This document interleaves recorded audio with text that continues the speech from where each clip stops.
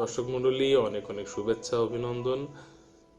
2010-এ আমার কবিতার বই বেরোয়, কাব্যিক শরীর বেনামে শব্দজ প্রেম, 21শে বই মেলায়। তা থেকে একটি কবিতা পড়ছি, রাত্রি যাপন।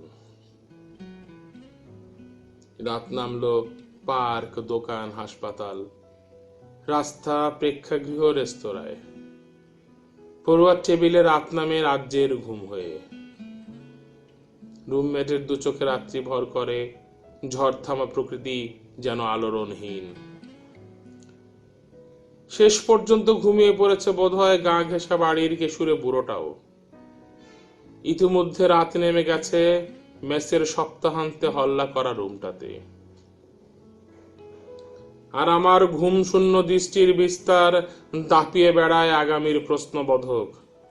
ফাঁকা পকেটের ত্রাসে দুশ্চিন্তার ইটগুলো গড়ে তোলে স্বপ্ন সম্মুখে বেয়ারা দেয়াল।